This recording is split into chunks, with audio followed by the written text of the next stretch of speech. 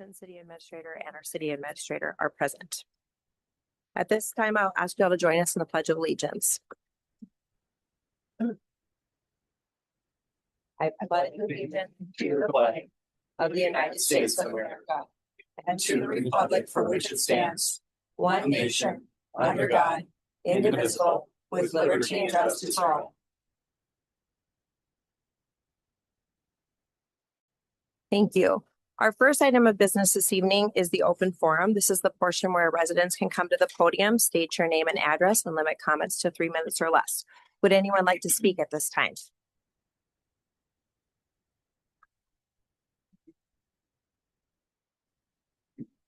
Thank you, Madam Mayor, Council, fellow residents. I'm David Swab, 16135, 71st Lane Northeast, just south of the VFW soccer fields. I'm going to give a couple of pictures to pass around to the council, and then we'll pass them through, of the fire in our townhome complex in July of 2023. Just to show our hands behind me, who has resided in that since then? Okay, great.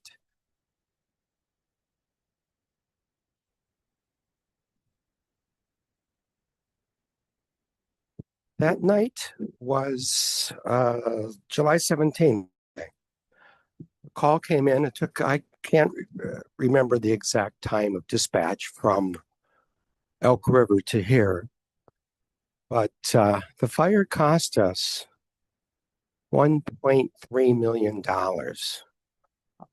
It's a 4-mile response distance from Elk River to our townhome location. It's 2 miles straight down the hill from the new fire station.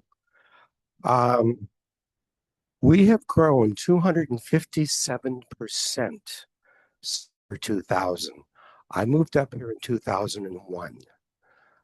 At that time, there were still stoplights where the trailer park is on 71st Lane.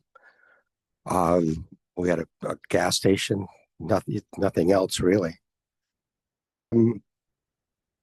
Dayton's population is, all of these are of 2023. Dayton's population is 10,157 people. Rogers, 13,500. Otsego, 23,000. Albertville, 8,000. St. Michael, 21,000. Elk River is the only one that's larger than we are in the immediate area, 27,000. Zimmerman, 6,400, and Princeton, 5,300. Every one of these towns has got a fire department, except for us. I'm not saying, and I'll pass these pictures around when you're done, I'll pass them to the audience.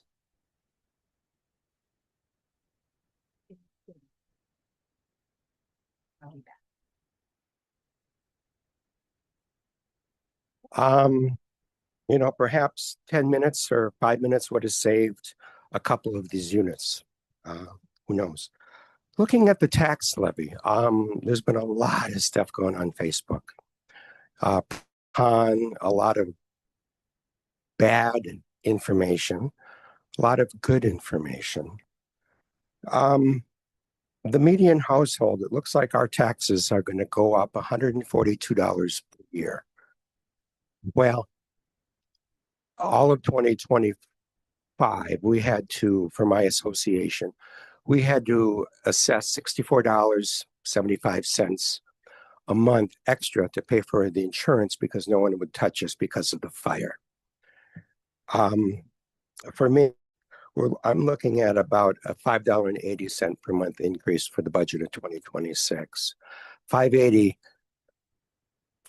and $70 for the whole year. That would have been one of my supplemental insurance payments because we had to go on a risk insurance. So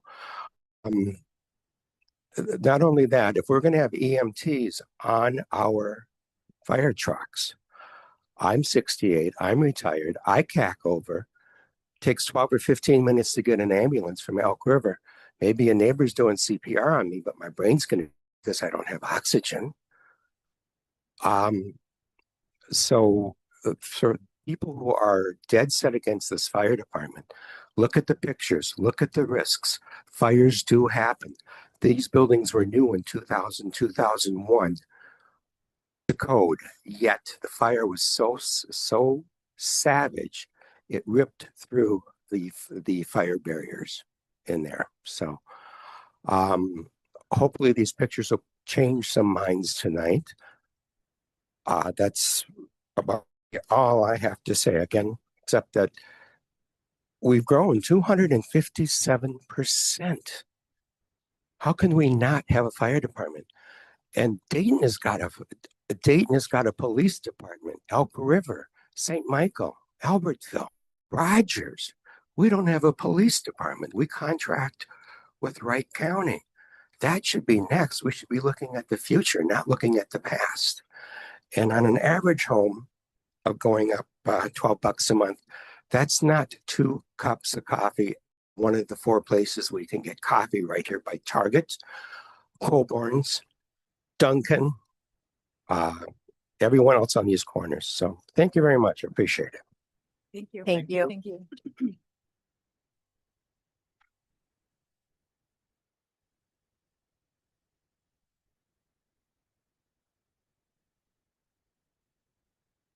Hi, my name is Nathan Anderson, 16780 65th Street Northeast. I've got a handout for.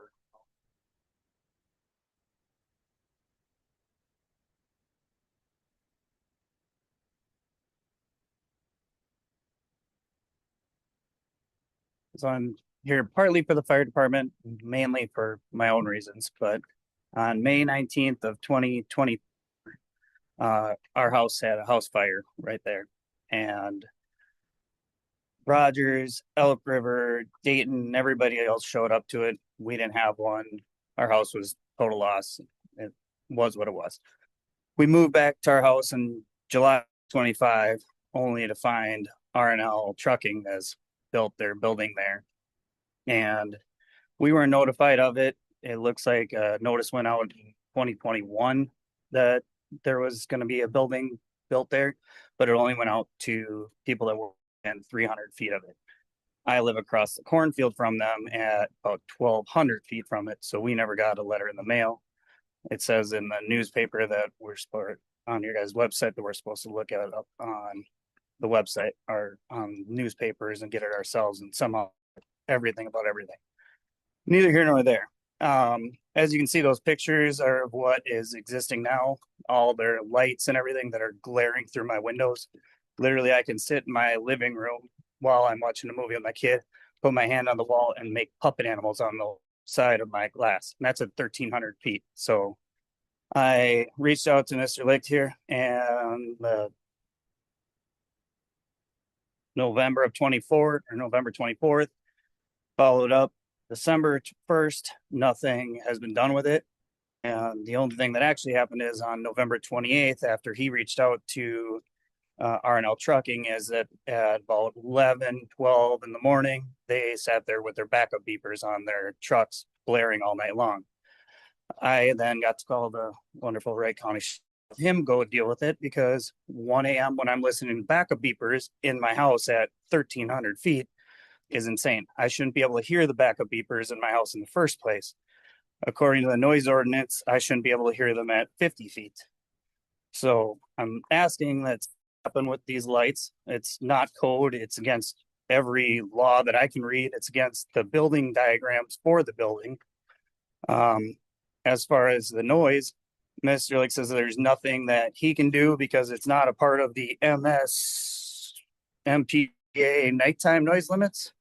However, in your guys' noise ordinance 5-1-8, it says it shall be unlawful for any person to willfully make or continue or cause to be made or continued any loud, unnecessary, or unusual which unreasonably annoys, disturbs, endangers the comfort, repose, health, peace, safety, or welfare of others, precludes the quiet enjoyment of their property, or affects their property's value. I'm going to say if I'm listening to a backup beeper at 12 decibels, that's the same as a concert. Now, they do make a backup beeper that transfers to white noise. And when you guys were approving this, the Commissioner Coles had addressed it and it just kind of got wiped off the thing. And several other people raised noise concerns and nobody seemed to actually care. But according to the nuisance noises, section B, it also says the sounding of any horn or signaling device on any automobile. That's considered a nuisance noise. So then I shouldn't be able to hear this at 50 feet. I shouldn't be listening to it at 1 a.m. You guys approved them for 24-hour service. If they're 24-hour service, somebody needs to build a wall. There should have never been that there. It was when I moved here in 2018 or 19, that was zoned to be houses. And then you guys went by and changed the city plan without a vote. Well, a public vote, I should say. And now I got warehouses. Now there's pictures in there of other warehouses that are in the area, Blue Dot, Room and Board, and now it's, I don't know. Okay. Yeah, Circle K. All of those have nice, appealing, downward aesthetic lights. And if you go by any warehouse in the area, that's what those lights look like. These look like a stadium. Like if you go down River Road, you can tell where that warehouse is because it illuminates the sky. And then their fueling station has non-conforming lights. I own a gas station. The lights that are inside the canopies have to be inside the canopy. They cannot push light outwards. It has to go straight down. It can't exceed past the canopies. I can see those plain as day from my living room. So I asked that you guys do something with this. I've been waiting since, well, I finally filed the complaint in November and I've still got nothing. I'd like that if nothing happens, you guys ask them to turn the lights off because Thanksgiving dinner, it's really fun looking at a football stadium in my backyard. I also say that if you guys are looking for money or whatnot to this wall, maybe look into the $1.2 million tax abatement that you gave them to build it. Or you could roll that money into the new fire department. But that's all I have. Thank you. Thank you. Thank you.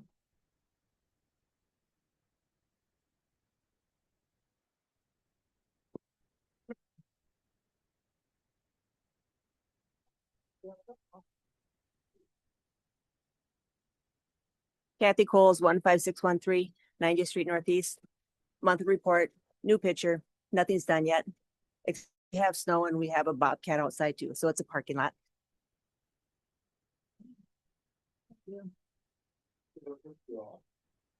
I live next. Yeah, it's not for you.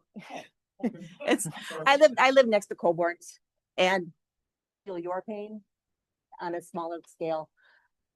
Garbage cans are supposed to be contained. I'm not supposed to see their garbage. I've been looking at it for 5 years, working on it. Thank you. Thank you. Thank you.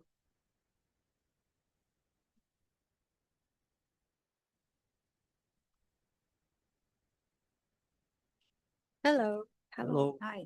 Mary Bartholomew, 7589 Odell Lane, Northeast Otsego. I have no pictures for you. But a couple things that I would like to address to the council tonight. I was here last week with Truth and Taxation. I wanted to say I did appreciate the time that the council spent after the meeting to discuss some of my comments. Always go home and reflect on what I heard from the community and what information I received from the council. I have 3 specific points I'd like to discuss tonight. We talked about COLA, the cost of living adjustment. Didn't realize during the last meeting that the COLA, the cost of living adjustment, is on top of city employee annual raises. In essence, we are taking tax dollars from all these residents. I have not gotten the cost of living adjustment. Anybody working? Anyone? So in essence, we're taking tax dollars from residents like me that have not gotten a cost of living adjustment in years from our employees working in the private sector and giving city employees 4% cost of living. Plus, I don't know what they're getting for their annual increase. So you're talking last year and this year, they could be getting 6 to 7%. increase a year. And I always feel for employees. I don't want to be shorted, but in years that we're having budget deficits, it makes me think about that because the official federal Social Security percentage increase is 2.8 for cost of living adjustment, with many federal employees getting 2%. I don't understand where the 4% is coming from on top of the annual increase. So they could be getting 6 to 7% increase in both years.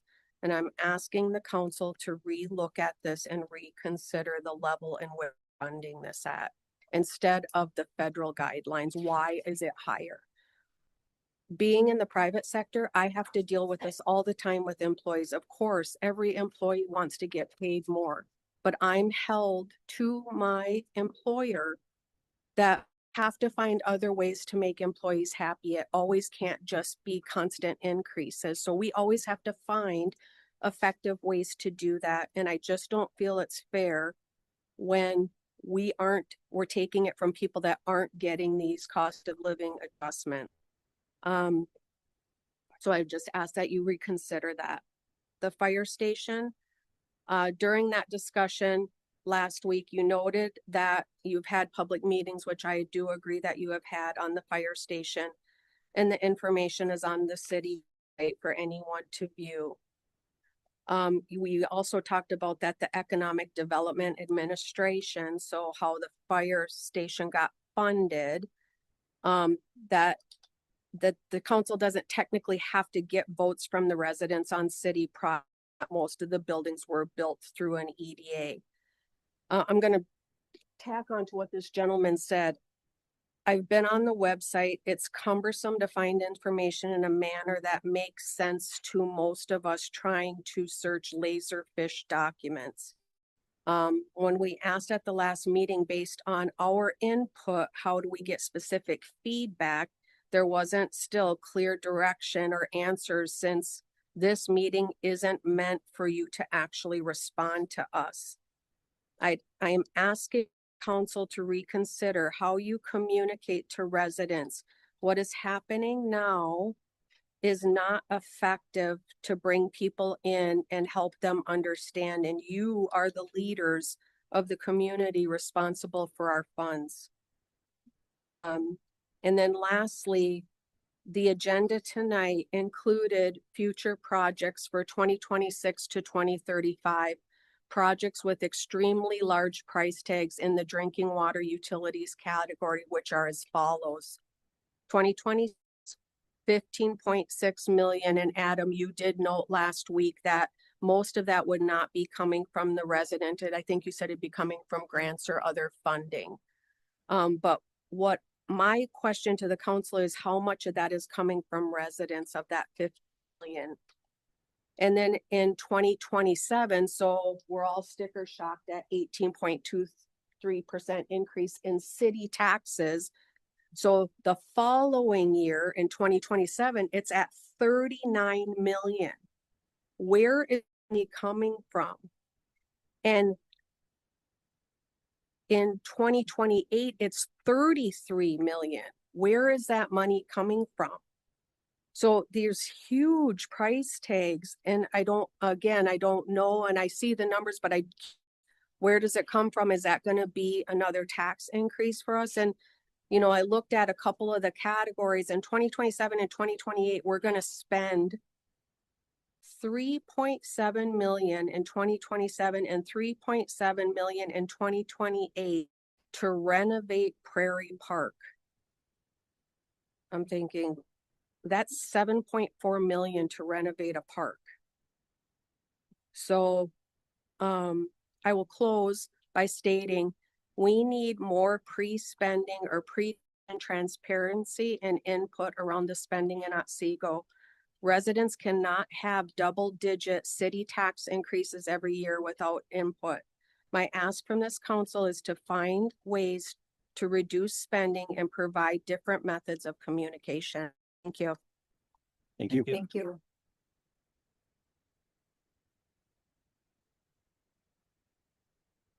Any other comments?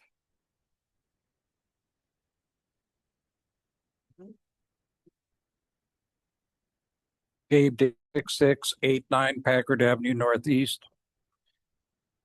I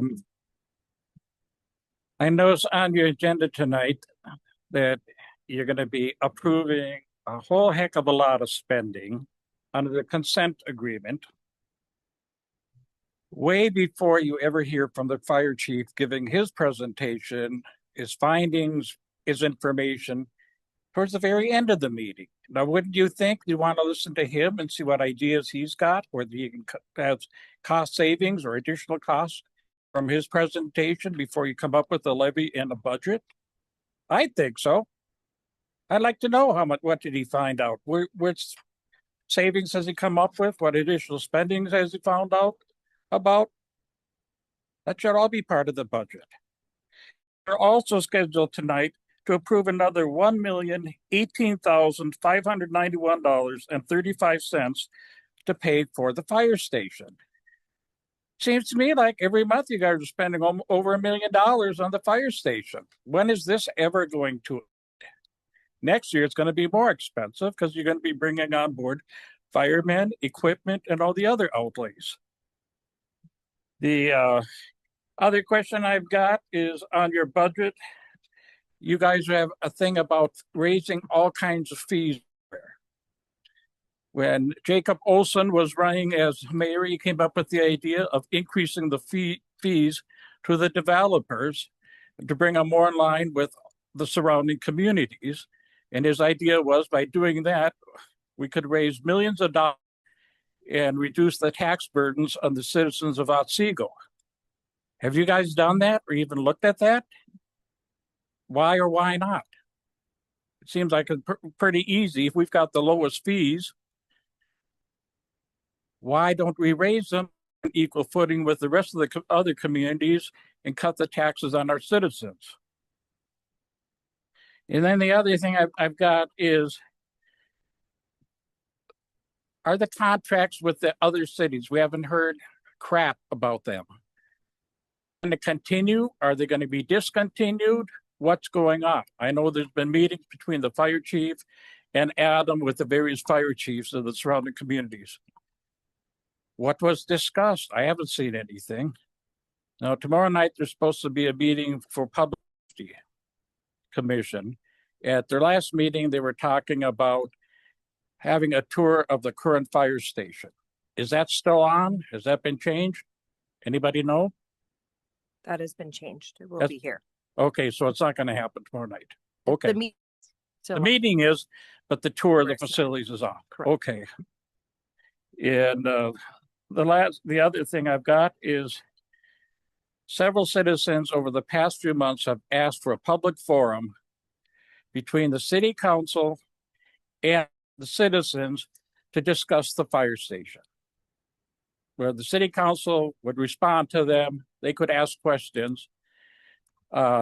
Mayor said that she doesn't want to do that until we hear from our fire chief. Well, tonight we're going to hear from him. Can we get a date, time set to have such a forum, or are you going to totally not do that? That's my question. Okay, thanks. Thank you. Thank you. Thank you.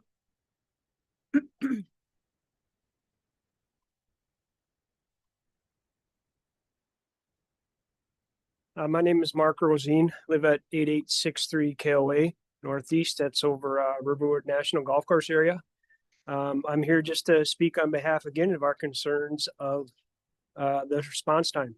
We've talked about it before, the West Enders, and the West Enders kind of, not the furthest West Enders, but current response time is probably going to be doubled against the future response time of the new fire department. So our concerns there, and of course you got whatever the number is, 30 million that most of you have decided to spend on the department going forward. But there's many citizens in the city that their response time is likely doubling at based on the location of where the current building is versus serving the West Enders. So I just want to consider that and have you consider that. And obviously, as mentioned, it could lead to another station, and it's more and more money going down that road. So again, I guess we're at a point where you're really going to need to consider that tonight.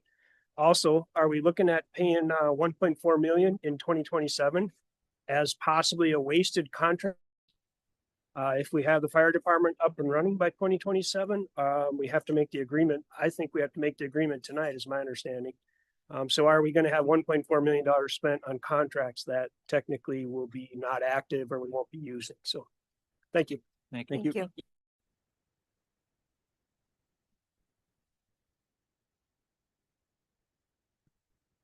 Good evening. My name is Mike Riley. I live on Jandell Drive in the northeast section. I just have a couple of comments, and I've been in public safety for 50 years now almost, and I've lived in a number of states and worked in a number of states in public safety, and I've been here for going on 5 years in Otsego, which is great. It's kind of a happy, sad thing. It's great we moved in, and the sad part, of course, is that Otsego is becoming a bigger city, and that's very sad to me. The more rural, the better. And well, that goes with the woes of more taxes and growing houses. You get more tax money from more people, but it costs just as money. You want a house that seats 5. Well, it comes with sewers and roads and electric and all the things that go with it, including law enforcement coverage, fire coverage, et cetera. And on the fire coverage, I know that I've watched this go back and forth, and in reading some of the back and forth on Facebook, which is probably sometimes more entertaining than the federal government. And that's very difficult. It is, I don't think a lot of people understand, but this is the first place I've ever lived in that didn't have a fire department. It's the only city I've ever lived in that doesn't have a police department. There are, obviously there are solutions to that. The sheriff's department provides an excellent service at a cost. And of course, the fire departments have been coming from, you're paying fire departments from all over the place to cover. You now have the fire department. I support that 150%, having your own fire department. Having been a paramedic for almost 40 years, even though they're not paramedics on board, they're not equipped as paramedics, but they are first responders. They're first responder trained. It's not just the fire. And of course, my house can burn down as long as somebody takes care of everybody that was in it. And that's really the idea. And having your own, I support that. The other thing I want to just mention is that all this confusion and all this talk back and forth about mutual aid and are we buying mutual aid this and are we buying that mutual aid?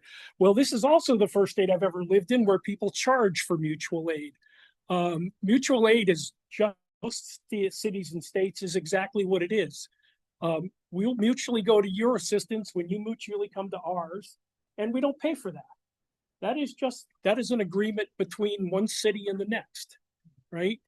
There's a national emergency management agreement that does this for states. One state goes to another. The state picks up the tab for it when it costs money. But so what I'm going to say is that there is no doubt in my mind, and I know the chief hopefully will give us some greater insight tonight, but there's no doubt in my mind that if somebody picks up the phone and somebody is calling in a working fire with potentially endangered people on the northeast side of town or the southeast side of town, and there is a closer fire department, or that call is such that it sounds like it is going to be a significant call, that the dispatch can dispatch both entities at the same time. And that is just a protocol issue. And that's whether or not and as far as I'm concerned, even if contract with Elk River and somebody calls them for mutual aid, I'm not sure they're going to say no in coming. I think that would be unprecedented. It would be unprecedented for a fire department, police department to refuse mutual aid for other than the fact that they're busy at that moment and cannot come because they're already engaged. And coming from the public safety side, no one can predict when you're going to have multiple calls in a city.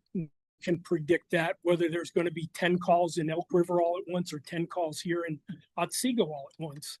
And so mutual aid is an absolute requirement. There's no ifs or buts about it. But I don't think we should be getting too caught up in the piece about they coming or not? And are we going to pay for it or not? There are negotiations to be had, obviously, and perhaps we should look at contracts that pay in the after of their use as opposed to paying them up front for being on call because they're already on call. And that's all I have. I'd like to thank the people who are putting the fire station together and putting it. It's a done deal, and I think it's going to be great. And I think we should move forward as opposed to backwards, looking at how we got here. We need to look forward how we're going to use it, and I think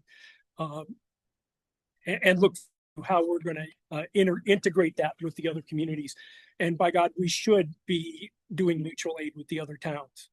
You have a resource that is a very expensive resource. You've got specialized trucks, specialized people, and fires require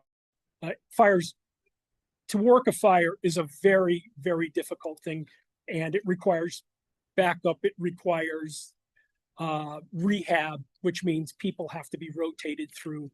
It requires mutual aid in most cases if you have an absolute big fire.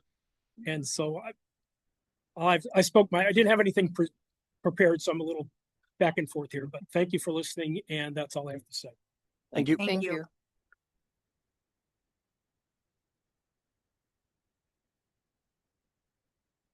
Any other?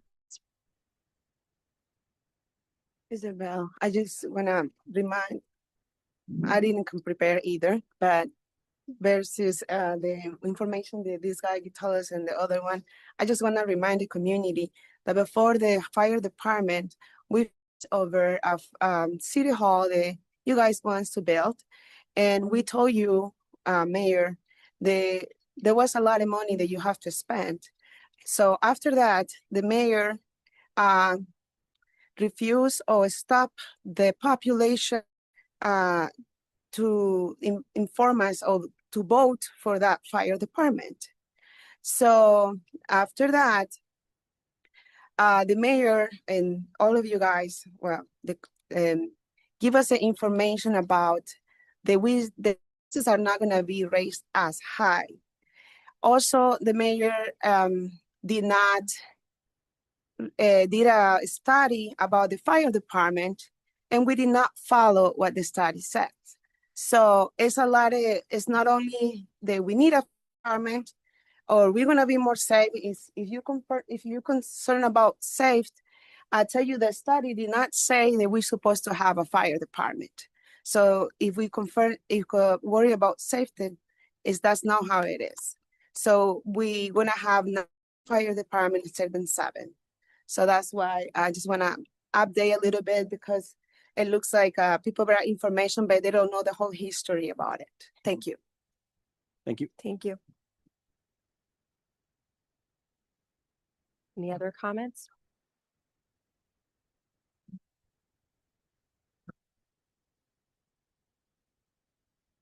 Vincent Peterson, 14064 67th Circle. Yeah, well, my mind isn't changed about the fire department.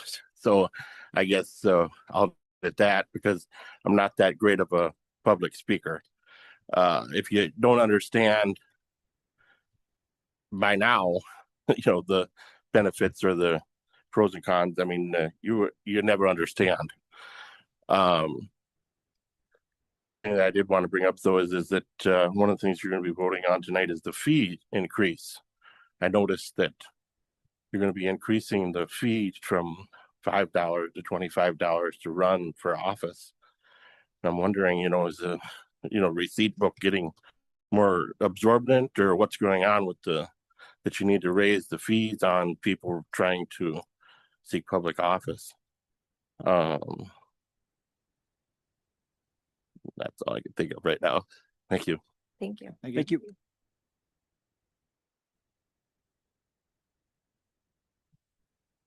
Any other comments?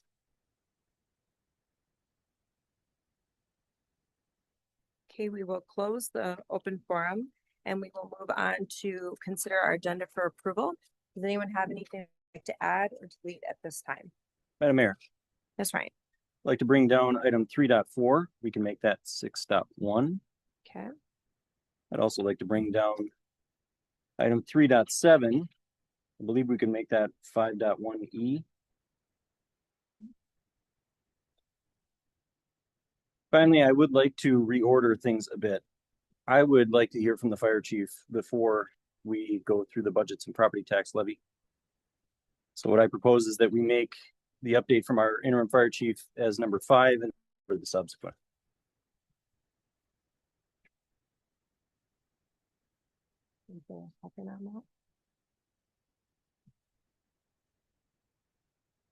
With that, I would move to approve the agenda as amended. Is there a second? Second. Motion by Ryan, seconded by Michelle. Does everyone have the changes?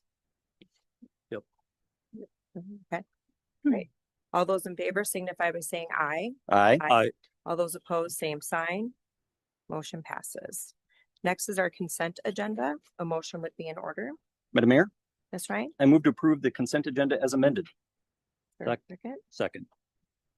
Motion by Ryan, seconded by Corey. Is there any discussion? Those in favor signify by saying aye. Aye. All those opposed, same sign. Motion passes. Moving on to our public hearing, which is the fee schedule. We'll have a presentation for the proposed 2026 fee schedule by our city administrator. Mayor, council, thank you. The action here tonight recommended by staff is to adopt an ordinance establishing the 2026 fee schedule. There is a public hearing component to this. This was posted on the city website in 10 days in advance and also in the Star News as by state law. The background and justification is that staff annually evaluate the fee schedule to make changes for year to year. On the screen, there is a summary version of some of the changes. So I'll briefly mention each of these. License, there is a renewal to be established. Machine and make it 150% instead of. Appreciate it. Sorry.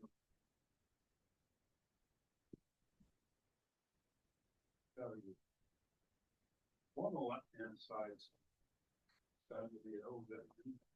Very thank you very much. You're welcome. So we have a license fee change related to liquor licenses. So there is a change for that. On plan review fees, we are proposing to increase the plan review fee for deck permits from 10% to 25% of the total permit fee. For water meters, each year when the city fees from our vendors, those prices go up. So the changes in the fee schedule is reflecting the increased cost that the city pays for the purchase of those, and also clarifying that they are subject to sales tax at the time of purchase. Park shed reservations, there's clarification added of the 3 park locations that do have reservable shelters, also clarifying that these are subject to sales tax and the duration of the reservation fee. Candidate filing fee, their proposed increase of $5 to $25. This was mentioned in open forum. I would say this is more of a consistency adjustment to some of our neighboring communities and also the workload that goes into preparing materials and following up with certain reports that are due from candidates through the city clerk's office. The city equipment, there are proposed adjustments to hourly rates of city equipment and vehicles. This is largely in the case of a natural disaster where the city may be seeking assessment from FEMA, or in the event that we are charging out a private entity for cleaning up a mess on a roadway or doing some sort of non-routine work. So this is not necessarily to the general public for being able to use this type of equipment. Utility fees, most of these are related to development. So development fees include utility availability and connection charges for the water and sewer funds, also for stormwater. These are based specifically on the master plan and the needs of the Otsego community. There was a comment made during open forum about adjusting to compete with neighbors. Statute is very clear as allowing a maximum amount that is justifiable within each system. So While a neighboring community may have a fee that is less or a fee that is more, that's because that fee is designed based on the infrastructure needs of that community. So in 2023, the city commissioned a study to verify that our were justifiable in accordance with statute, and the increases proposed in the fee schedule reflect the results of that study. Park dedication, there are actually no proposed changes based on information from the Wright County Assessor's Office. There's no support to change, increase or decrease that fee due to no change in land values. Stormwater impact fees, much like the water and sewer development fees, the city has done studies of multiple watershed districts throughout the community and determined infrastructure need and the areas that go into those watersheds and what the cost of maintenance and future development of those systems would be. That is a 3.41% increase based on inflation. Lastly, stormwater utility fees. This is a utility bill charge for those lots platted after November 15th, 1990, and pays for the operation and maintenance of the stormwater utility system. Documents included in your packet, red line of the fee schedule to show those changes, a clean version, and a summary of ordinance 2025-12 that would be used for publication in summary form. As a reminder, there is a public hearing component to this item. Mayor, yes. Just one additional comment to Administrator Flaherty's presentation in response to the comments during the public hearing. The city can only also impose fees on new development that are authorized by statute. So that's where the basis comes for the stormwater, the park dedication, and the utilities. Otsego used to charge a fee for developers that led to construction of major roads like Odine, Page, 75th, etc. That was struck down by a lawsuit against the city of Woodbury. It hasn't been reauthorized through statute to allow the city to require that, so we're unable to use that as a revenue source to have those streets constructed. Likewise, we can't just impose fees to offset taxes generally on new development. It's basically a user's pay type system in its truest form. Thank you. All right. This is a public hearing, so I will open the public hearing. If you have any comments regarding our 2026 fee schedule, please come to the podium, state your name and address.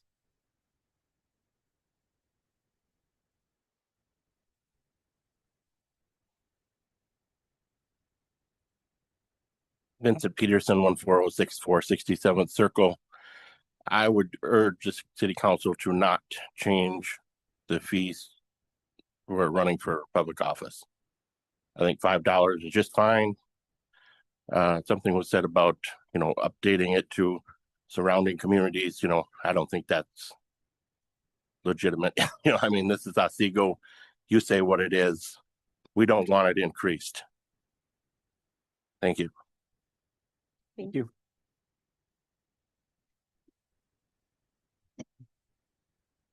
Any other comments?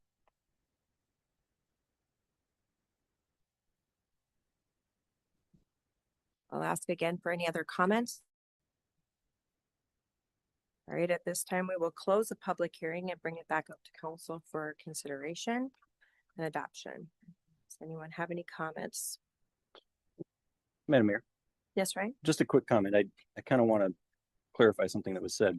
My memory serves, I don't have the information in front of me, but our WAC fee is about half of what we could justify based on our current infrastructure needs. So we're, in a sense, under on our WAC fee by about 50%. Mayor, Council, the study did outline that the justifiable fee for water is much in excess of what is currently proposed in the fee schedule. Part of that analysis was to compare to neighboring communities and found that if we had adjusted to that maximum justifiable amount, we would have been far in excess of some of our neighboring communities and possibly pricing new development out of the equation. So that is true. Met council charge about that amount of money.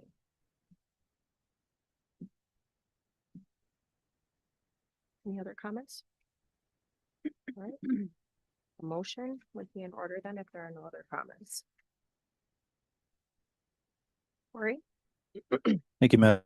Motion to adopt ordinance 2025-12, amending the city code establishing the 2026 fee schedule and approve publication in summary form.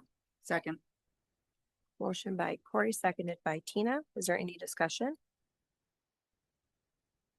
All those in favor signify by saying aye. Aye. All those opposed, same sign. Motion passes. Okay, moving on to item 5. We changed the order a bit, correct? Mike, come up. This time we'll invite Mike Scott or the interim fire chief to give an update. A progress report. Thanks, Ryan. The roads are getting worse. So. Mayor and council, thank you for allowing me to come and update you. It's been not quite 3 months, but almost 3 months since I started as the interim fire chief back in September. I asked at your first meeting that you keep an open mind to suggestions that I would formulate as I work to understand where Otsego's been with the development of the fire department, and just some patience as I work through meeting with different folks and learning everything I could about what has happened up to this point. In the past 3 months, in addition to working on the new fire station that was already under construction and evaluating some of the equipment that's been ordered, I've really been focused on establishing relationships again with some of our partners. This includes not only the contract fire departments, neighboring fire departments, EMS, ambulance providers, sheriff's office, county staff, state officials, and even some national agencies. I want to comment on some of those meetings, including one with a national firm. Several city staff met with the Insurance Service Office, also known as ISO. They set the insurance ratings for every city across the nation. They were not aware that we were establishing our own fire department. They were not aware we started a fire station construction project. We did some GIS mapping with them, and while the station isn't perfect location, it's in a very good location. It's covering the majority of our city. ISO looks at a lot of things. They look at water flow. They look at your dispatch center. They look at your staffing. You get more points if you have staff at your station versus waiting for staff to have a pager go off and come from home.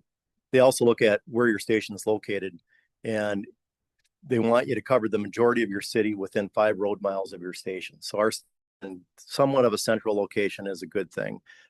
Covers a great majority of our community. It doesn't cover everything, but our current fire districts don't cover everything with that 5 road miles right now. But it's in a good location according to ISO. If you're beyond that 5 road miles, you automatically go to a 10. So 10 is the worst fire rating. So if I look up, I'm looking at the map behind you. When I look up in that northwest corner right now, currently with our fire districts, nobody covers that area within 5 road miles, nor would it be covered with our new state road miles. Nothing changes there. If we go any further east, obviously we're starting to cover some other cities. If we go further west, we'd be missing the 101 corridor pretty soon. So with only one station, it's in as good of a site as you can potentially get according to ISO. I've worked with a lot of fire departments in my 40 years of public safety, from very large departments to very small departments. And I want to reiterate this. I've said it many times to all of you, but I want to say it publicly. Elk River Fire Department, Rogers Fire, Albertville Fire Department are all very impressive fire departments that are professionally led by fire chiefs. We have no issues with their service. They're good departments. Yet none of them are immune from the staffing challenges facing paid-on-call fire departments across the state and the nation. The state fire marshal just closed a request for proposals from consultants. They're going to do a fire service assessment in Minnesota. So they're going to look at all fire departments, 780 fire departments in Minnesota. And one of the common themes is the growing crisis of losing paid-on-call staff or volunteers. It's happening at a record pace. Minnesota, I believe, is this relies the second most on volunteer fire departments than any state in the nation. So it's really affecting Minnesota. The key to a effective fire department is you have to have a reliable, predictable, and sustainable staffing model to be successful. This becomes a challenge if you're relying 100% on community volunteers to come to the station when their pager goes off. It becomes very unpredictable because you don't know how many people are going to be available at any given time, and you never know how quickly they're going to be able to get to the. You never know how quickly you're going to get enough staff to roll a truck to get to the call. And more communities are finding out that they can't rely 100% on community volunteers anymore. It's just not a sustainable model. This is why more and more cities are changing to combination staffing models, fire departments. So there's paid on call departments. There's combination departments where you have some part-time, some full-time, and there's career departments. Career is 100% career staff, no volunteers, no part-time staff.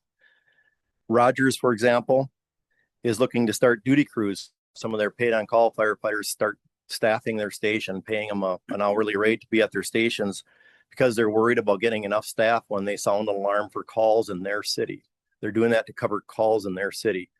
Both Rogers and Albertville, when I've talked to them about contract, their firefighters are somewhat excited about the idea of us not relying on them in 2027 because they're getting burnt out with call volume.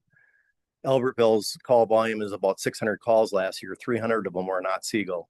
Chief Bolin has reiterated to me several times that if, say, the contract staying in place as it sits today in 2027, some of his firefighters would probably resign from the department because of the increased call volume. Chief Barons said about the same thing in Rogers, that his staff is looking forward to the reduction in call volume in another city. When they signed up to be firefighters in Albertville and Rogers, they didn't sign up to be Otsego firefighters. They signed up to be firefighters in their communities. And again, they're community volunteers. They're paid on call firefighters. They're not career firefighters. Rogers is also full-time staff over the last several years. They got 6 full-time staff now to cover weekday calls, and they have 45 paid on call staff positions. Elk River is adding another full-time position in 2026 to help with the growing call volume and to help ensure they have a reliable staffing model. That 5 full-time staff with including Chief Dickinson in Elk River, and they have 60 paid on call staff positions. They're also looking at, they know down the road they're gonna have to do something different with staffing, whether it's duty crews, which is usually the next natural step of having your paid on call firefighter shifts, or try to hire some more full-time staff. Chief Bolin has said that he's very fortunate because he has 3 city employees that are also paid on call firefighters that are able to cover weekday calls when they're available to leave from their city job. He's also got several St. Cloud firefighters that are off shift. They work 11 days a month on average. So they're off. They can respond to calls sometimes. I'm going to share some national statistics, and then I'm going to give you a real Otsego example that unfortunately just happened yesterday. So these, again, are national statistics. It's not anything I made up. I like facts. It's known that a fire doubles in size every minute. So every minute that we're delayed getting to a call, the fire is doubling in size. A small fire can spread to engulf an entire in 6 to 8 minutes. So if we had a kitchen fire, if this was a townhouse and this is a kitchen, in 6 to 8 minutes, this whole room would be engulfed with fire. In general, every passing minute, an emergency worsens. So we've talked a lot about fires, but what about our 5 EMS calls that we go to a year?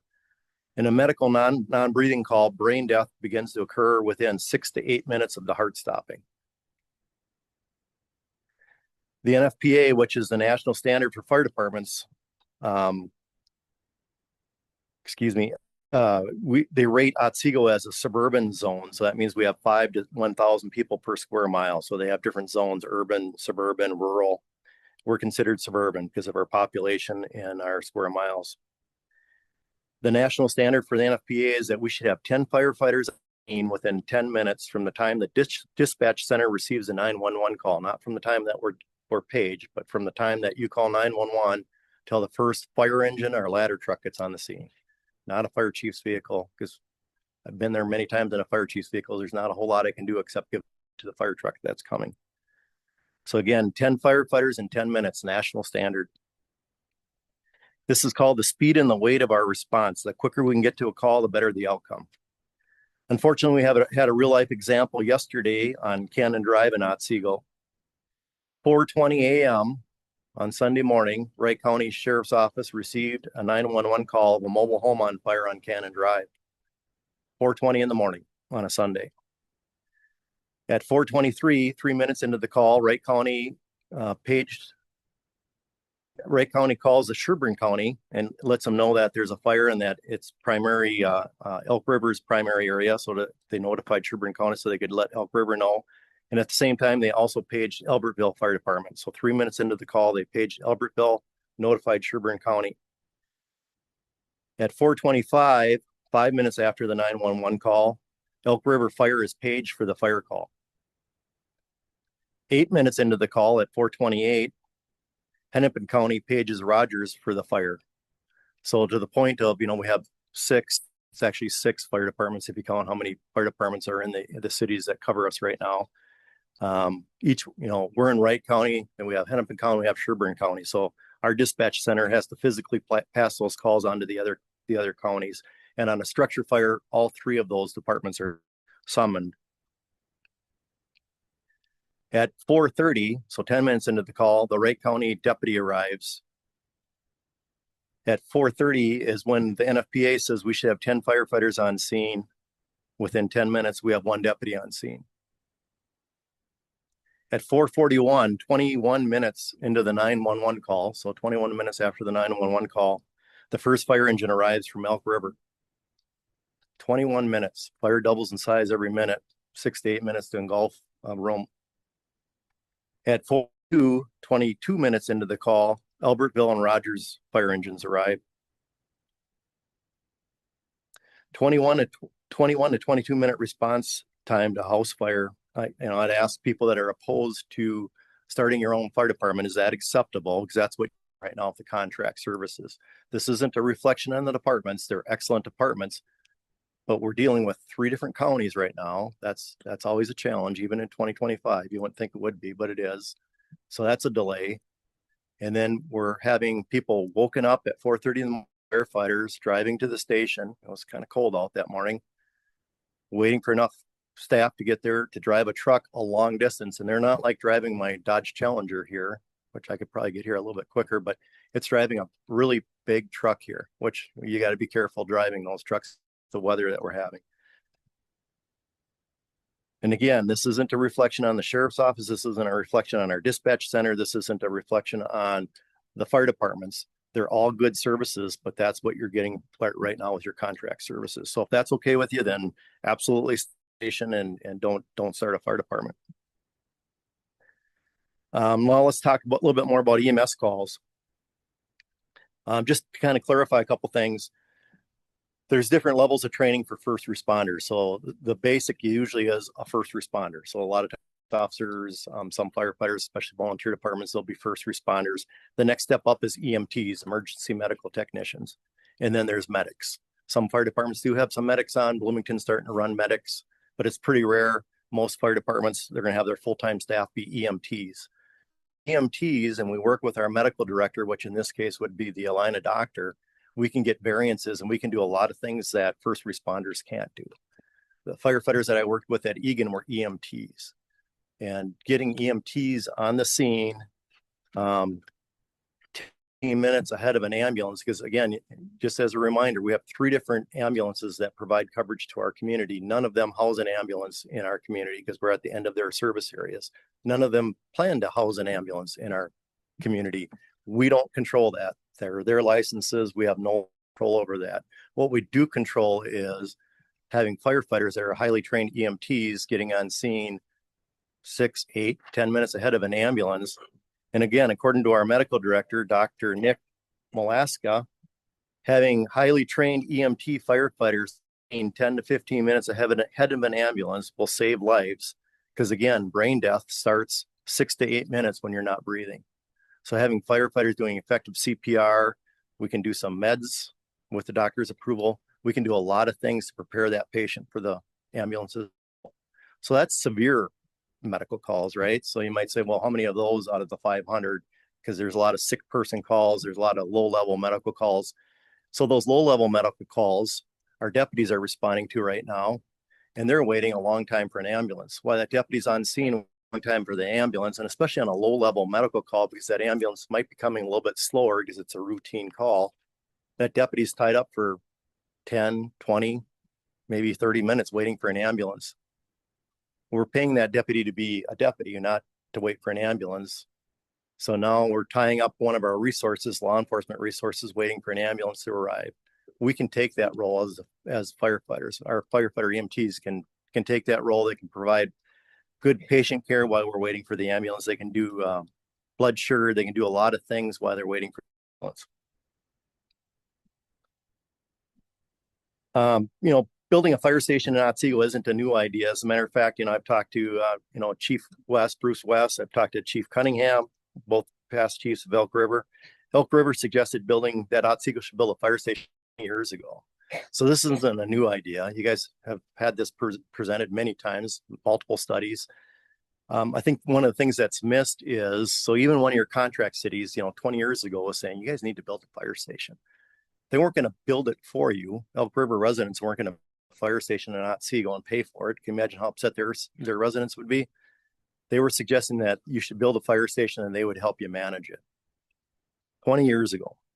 You're the 40th largest city in Minnesota, one of the 10th fastest growing cities in Minnesota, and within 30 plus square miles that you have. And in my opinion, not having a fire station at this point in your planning is really, quite honestly, pretty poor. When I started at Egan in 1983 as a paid on call firefighter, Egan was 34 square miles and mid 20, almost the same size city that you are today. We had 3 volunteer stations, and 2 years later, we built 2 more volunteer stations. So it's really mind-boggling to me and many of my counterparts in public safety that there's not a fire station in Otsego. Who manages it? How is it paid for? I'm sorry, but those things aren't as important to me as serving your community. And in my opinion, failure to continue to develop your fire department would be a major failure. And if you don't continue with the process of staffing your fire station properly, you're going to have a major failure. It's not will you are going to have a major failure. What I mean by that, the gentleman that passed around the pictures of the townhouse, what if there's a family in there? The trailer house we had yesterday, what if there's a family in there? You can replace a trailer, you can replace a townhouse. It costs a lot of money. You can replace belongings, but human life you can't replace. And I'm sorry, but I'm going to stand here tonight and I'm not trying to scare anybody, but you will have a major failure if you don't do something soon. Back to our current contract partners. All have expressed an understanding of Otsego making an investment in our community for fire and EMS services. None of them are opposed to us making an investment. They had some issues with past leadership at the fire department, lack of communication, lack of knowing what was going on. I can't look backwards. We have to move forward. So I'm looking forward. All of them continue to express their willingness to help us any way they can. And they all understand that we're reevaluating the staffing plan right now and that we're going to make some recommendations and that we'll have a firm update for all of them after the first of the year. It's been mentioned that I've been meeting with the chiefs. I've been meeting with all of the contract chiefs and again, some of the other neighboring chiefs since I started. I meet with them on a regular basis. That's my job. I'm supposed to be doing that. Has accompanied me and met with his counterparts with all of our contract cities. There's no secrets. They know where we're at. They know what we're doing. When I first started here, my first meeting, when I said, I hope you're open to my ideas. One of the things I expressed, I strongly believe there are too many fire departments, independent fire departments in Minnesota. So I still think fire district shared services are a good thing. I still think that's something that we should be looking at strongly. That doesn't mean that we don't need a fire station in our community. That doesn't mean that we should just abandon everything that we're doing. It doesn't mean it's going to be cheaper. Fire districts aren't done to be cheaper. Fire districts are done to be more efficient.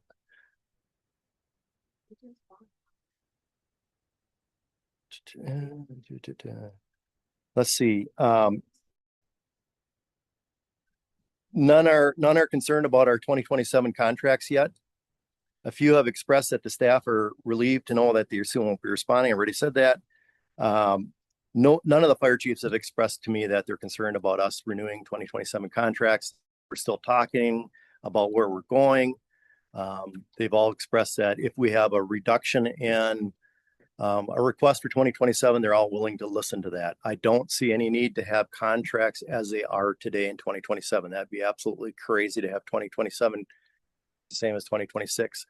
The difference is, and the gentleman that spoke a little bit ago really hit home on it, is the previous chief wasn't talking about mutual aid. Mutual aid has to be mutual. We will be mutual aid partners. So that trailer house fire that happened yesterday morning, if that happens in January of 2027, after Otsego is operating a fire department, we're still going to be on a house fire like that. We're still going to be getting help from our neighbors. We're still going to have Rogers coming. We're still going to have Dayton coming. Whoever's closest should be coming. That's the way the service works. That's what we did in Dakota County.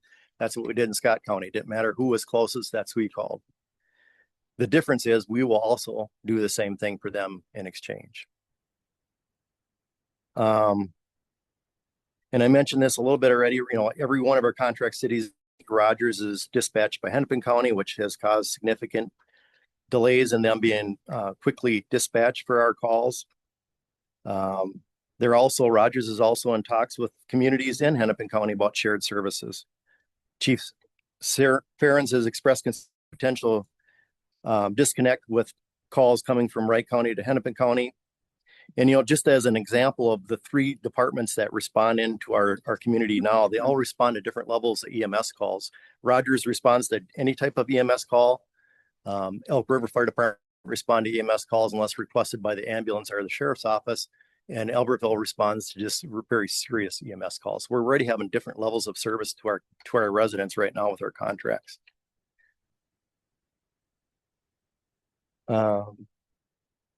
In my opinion, the best partners for long-term are those that are within the same county that are dispatched by our dispatch center. We have Wright County is an excellent dispatch center. I've been working with them.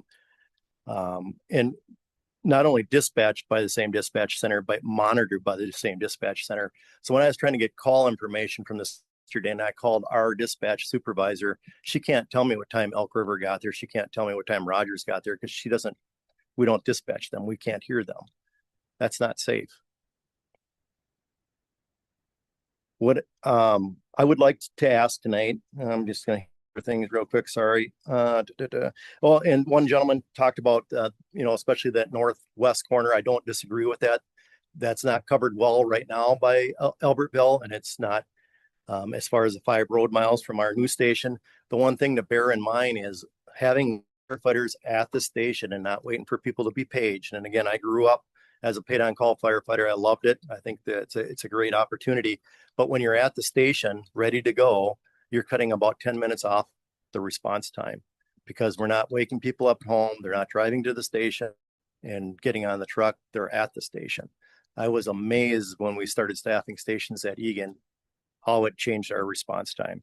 So while it's not a perfect solution, I still think we're going to be able to cover the community very well. As far as contract and mutual aid, we'll always, so if there is a fire in that Albertville area, I'm just always a visual person. So I'm looking at the map behind the mayor because it's a nice visual aid for me. We still will call Albertville, whether we're partners with them or not. We will still call Albertville if it's depending on the type of call. But where we don't want to bother Albertville or Rogers or Elk River is the low level calls. So the CO alarm, the fire alarm, smell of smoke, calls that are pretty low level that we should be able to handle ourselves, and we're not burdening our neighbors. And same with medical, we should be able to handle those medical calls. If we're tied up at a call and we can't go to a second call, of course, we're going to call mutual aid. That's what all the fire departments in Minnesota do. Instead of looking at it as we're going to go from 7 stations, which isn't accurate, down to 1 station, we're actually adding a station. Again, on that trailer house fire, we're still going to have the same resources that are already coming to our city, but now we're going to have our own station that's going to get there quite a bit quicker than our current response. What I'd really like to ask for tonight is that mayor and council consider 2 elected officials from mayor and council group to work with Adam and I to continue to meet with some of our neighbors and your counterparts, so 2 elected officials from other cities, because we want to further discuss shared services with other communities and what that would look like. And then I propose that sometime after the first of the year, we come back to this group and give an update. So the two elected officials, Adam and I, would give a more concrete update of direction we're going. We are in discussions with all three cities openly. I'm talking to them about shared services. I've one that might be a little bit better than the other, and I'm kind of already laid my cards on the table as trying to stay in the same county if you can. I think that's the best option for us. Yeah, I think I could go on with a lot more information. That's my update. Mayor, Council, I'd answer any of your questions. Thank you.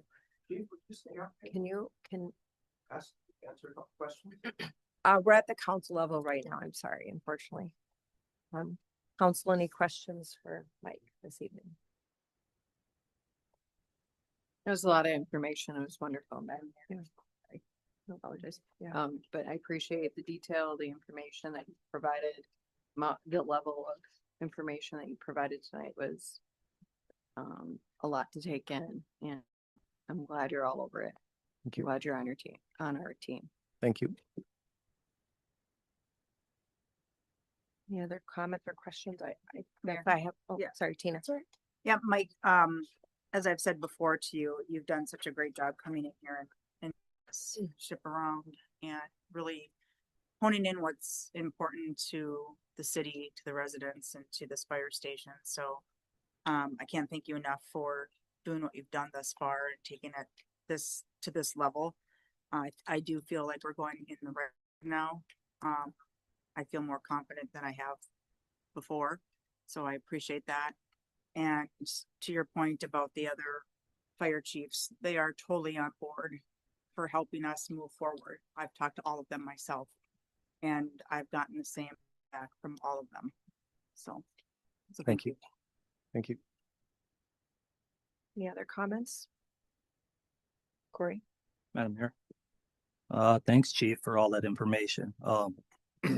One of the comments I heard from Rep was, there was an initial study back in 2018, and that one takes precedence over the second one. It's my understanding that the need for the second study was because of a population boom that exceeded what was, the study was designed for, the initial one. That's correct? I wasn't part of those studies, so I would have to take your word for it. That I've heard the same thing from Okay. Councilmember Tanner, but I wasn't here, so I don't know for sure.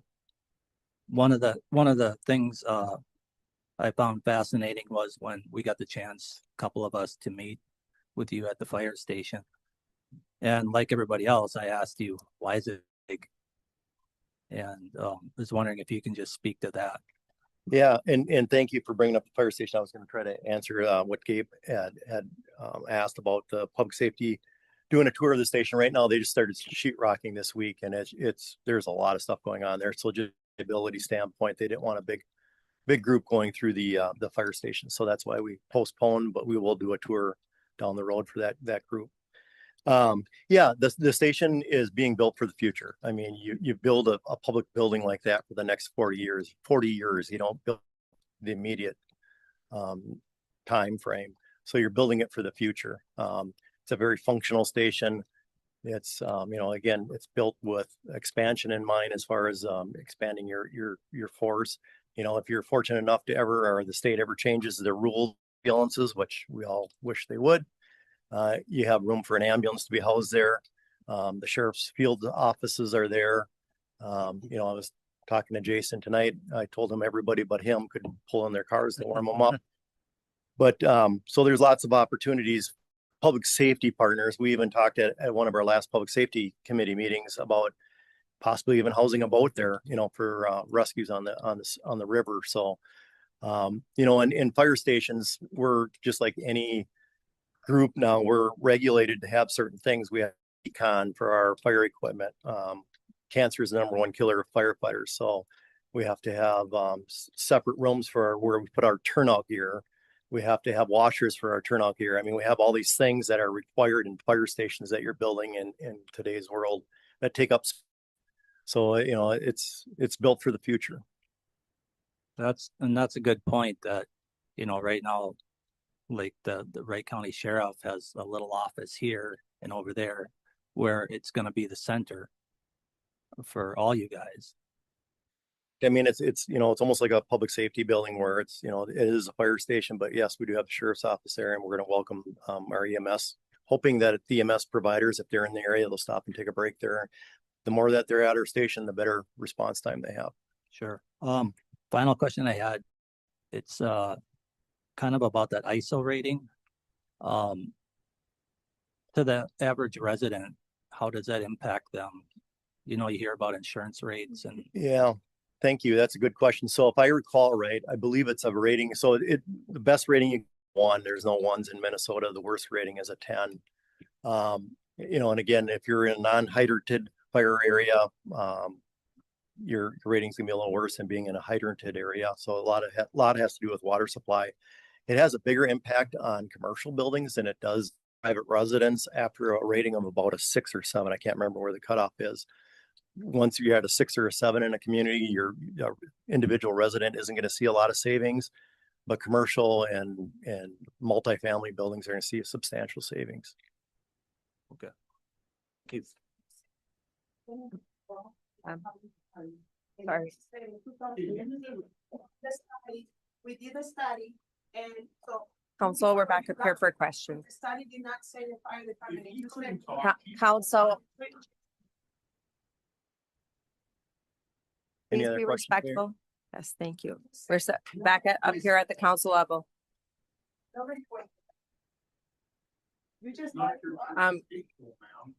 I will comment to the resident that is speaking. There were full studies, there were discussions that were had, and has referred to Bruce West, that was the chief of Elk River. Bruce is the one who worked with the city that said that they should secure the first site that they have over by the Round Barn. So those are in minutes that are public. Those were discussed at the time. And as Mr. Scott said, it was never on the table that those other communities were going to pay for us to have a fire department. Yes, would we love for those other residents to pay for a building or to bring fire trucks over? Sure, great. But we knew that that was not the case. So, but I think, Mayor, if I'm correct, when I was talking to Fire Chief West, he said it was 2008, and I believe the land is still owned by the city. the land is still owned by the city. That is correct. Yeah. Thank you. Thank Yeah. you. Right. Sorry, Ryan. Sorry. Just a couple things. I think, you said you're not in the business of looking back, and I can appreciate that. I think there's a lot of people who probably just like to move forward and ignore what has gotten us to this point. I can't do that because I'm an elected official and my responsibility is to ensure that taxpayer money is being spent appropriately.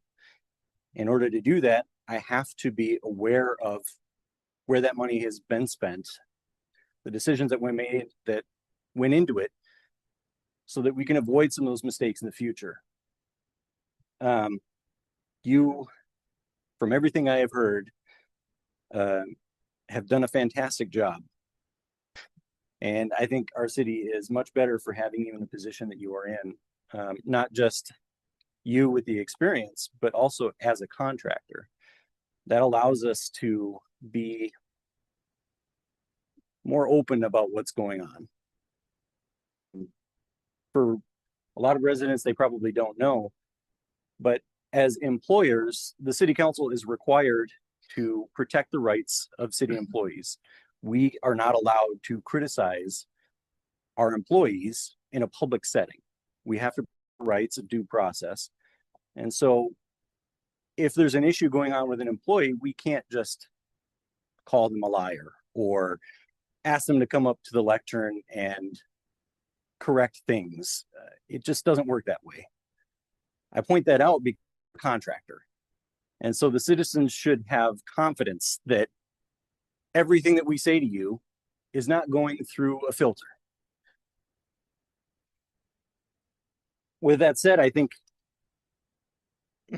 there's some things that I feel I have the responsibility to point out, because The citizens have spent a lot of money up to this point, and they're going to continue to spend a lot of money.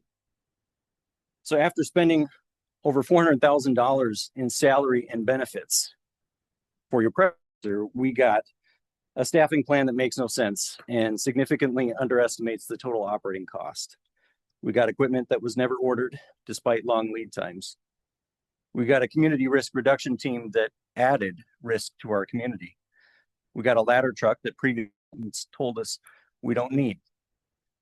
We got a poor reputation with other cities, not just our neighbors, but others in the firefighting community. Our EMS providers, State Fire Marshal, State Fire Chiefs Association, and others are all disappointed in our lack of communication. Our trucks and station were laid out according to designs. A liability waiver was signed without the council's knowledge that removed the manufacturer's speed governors on the fire trucks. Our trucks were designed to be strangely unique, which makes them incompatible with surrounding cities and mutual aid partners. By my estimates, the relationships that improved were those with vendors who wined and dined our former chief and are now demanding we order from them. No standard operating procedures, no department policies, no training plan. We couldn't even provide the spec sheets for materials or equipment that the construction and design firms needed because we didn't have them in the first place. We didn't have the variances from EMS providers needed to expand care. We had damaged the relationships with our fire service providers to the point that they didn't even want us to be on scene with them for fear that we would try to direct their operations. The concerns from our neighbors were so significant that Albertville even had to write it into their contract that we aren't allowed to steal their staff. Otherwise, the contract would be terminated. I bring up those issues, and I'm sure there's more, because I think it's important for residents to understand the mess into. I think there's a lot of work to do. I think there's still a lot of confusion. But I want to thank you for the work that you've done so far, especially when it comes to repairing the relationships with our surrounding cities. I think that is a huge step. I think it was very sorely needed. And so on behalf of the residents, I thank you for that. I do have one question. It's the one that's been plaguing me for the past couple months. Today, in theory, is the deadline for us to cancel the fire service with Elk River if the plan is for us to continue to provide a standalone fire service in January of 2027. What should we do? Councilmember Dunlap, thank you for the comments, first of all, and I hope that you express interest in being one of the two members that we consider to be on this fire district research team, because I think you've got a passion for the fire service, and it's nice to have different opinions on that board. So I hope you. So as far as the contract with Elk River, my understanding of the contract and how I've read the contract is we have to give a 365-day notice if we're not going to continue the contract. You know, two fire chiefs talking about contracts probably scares the city attorney a lot, but mine and Chief Dickinson's understanding is if I gave Chief Dickinson a notice in January, let's just say February 1st of 2026, that the contract would then be good through, the current contract would be good through February 1st of 2027. I'm getting my dates. Is that kind of what you're understanding? Yep. So we're comfortable with that. It's not like it's going to automatically re-sign for a full year. Does that make sense? So we're comfortable saying that, you know, right now we go into early 6 not knowing what the answer is. I know the answer is, in my opinion, is none of the contracts would look like they do today. Do we have to have some form of contract? And again, I'm looking at the map. That little area in Albertville to the west on the freeway, it always makes sense to me that I shouldn't be driving past Chief Poland's honking a horn while I'm going out to the freeway to a call.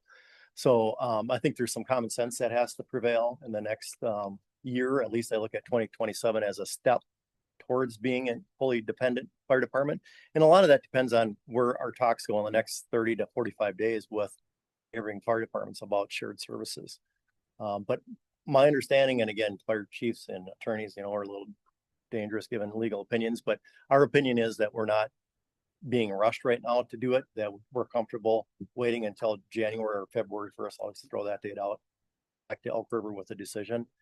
We've talked to the fire chief and the city administrator about it, and they both seem to be on the same page that they're comfortable with us getting back to them early next year.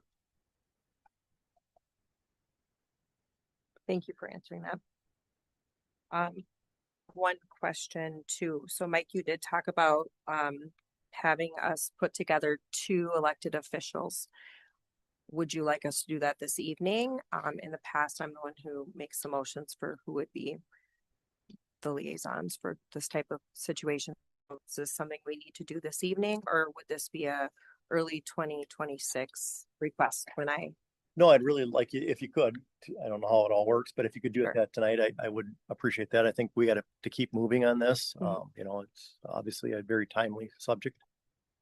So if you could do that tonight, that would be awesome. I would, Council, I will give you my motion that I would support having Councilmember Dunlap and myself as those 2 contacts for the city that would work with Chief Scott and Adam Flair along with the other fire departments.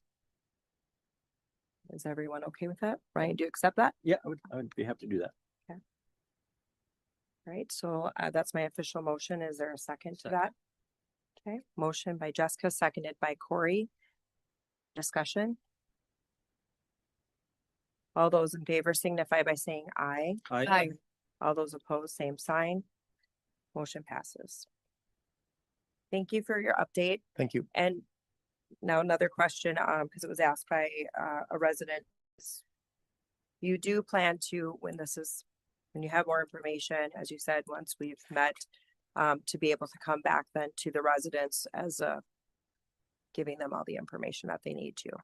Correct? Yeah, I'm hoping that early in 2026, we'd come back to this forum and give an update of direction that we're proposing. Okay, thank you. Yep. Very good. Madam Mayor, just one more thing. So it's important for me. This is more. It's great that Mr. Scott and Mr. Flaherty have been around updating the other cities. But my biggest concern, and this is what I brought up before, is that you, no offense, have no decision-making authority. That rests with the council. And so my concern is that the others may or may not have confidence that what you're telling them will eventually come to fruition when it comes time for this council to make a decision, right? That's my concern. I would like to be able to back you up with the conversations that you're having. But I assume that that's why he's asking for council members too. I think that will certainly help. But for tonight, as I alluded to with the Elk River contracts, Madam Mayor, I have a resolution I would like to offer. I will pass out copies and then I will read it. This is a resolution titled Continuing Fire Service Agreements. It reads as follows. Whereas the city of Otsego has contracted for fire service with the surrounding cities for decades. Whereas each of these contract partners has delivered high quality services marked by professionalism and distinction. And whereas our contract providers rely on clear and timely communication from the city to accurately plan and budget their expected revenues.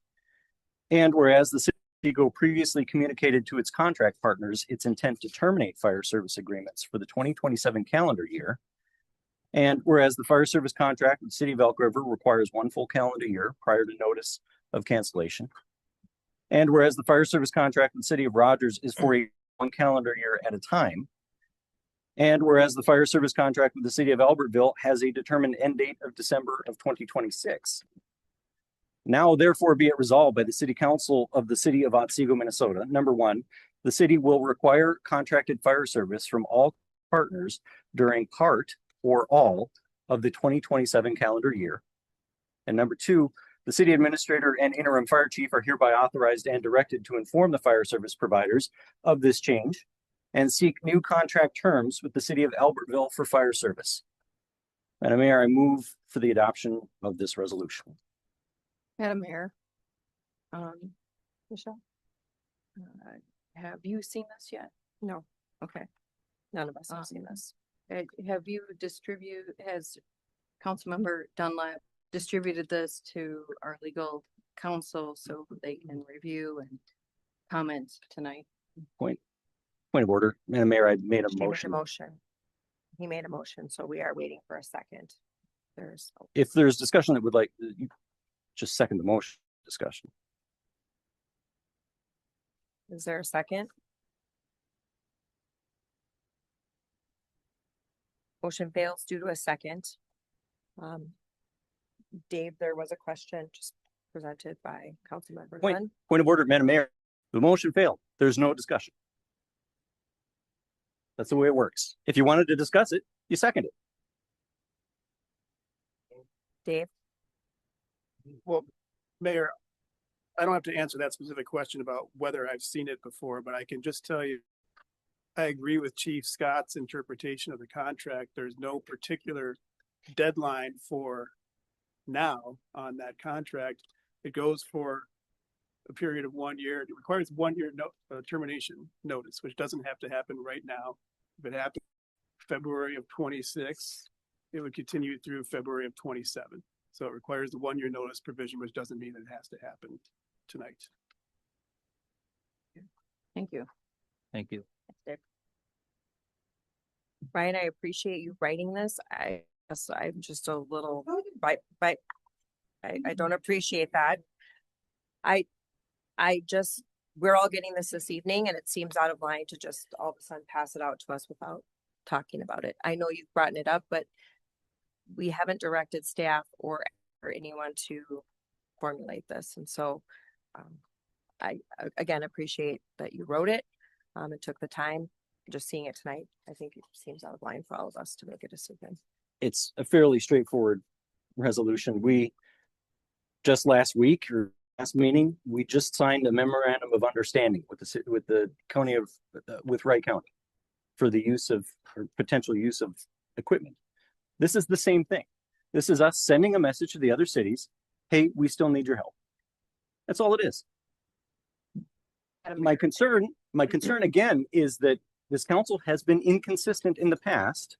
There's clearly some contention on the council over the specific direction we're going to take. Something like this would help send the message. We still need your help, at least in the beginning of 2020.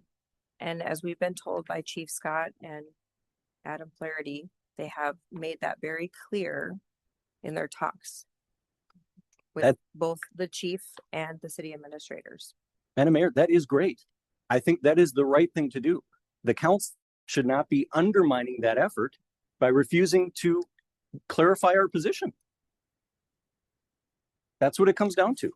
We had an opportunity just now to back up what Mr. Scott was doing. Have you seen this, Mike? I have not, Mayor. Corey? Mayor, I would agree. I think this is out of line. If anybody's undermining it, Councilmember Dunlap, I think you're undermining the person we hired and are paying to do this job for us. Madam Mayor, just point of clarification, it's been stated that I am out of line on a couple of times. Can you cite the specific rule that says that I am not allowed to offer resolutions for this council to vote on? My comment was just, if you reached out to anyone, if staff and if anyone had seen this before.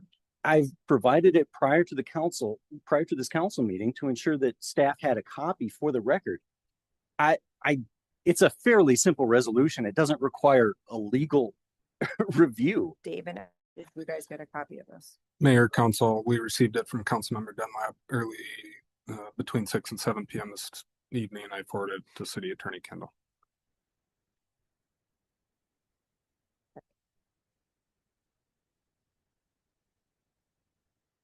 Is there any other questions for Chief Scott? Thank you. Thank you, Mayor. Thank you, Chief. Thank you. Right. Moving on to item 5.1 is our 26 budget and property tax levy. Adam.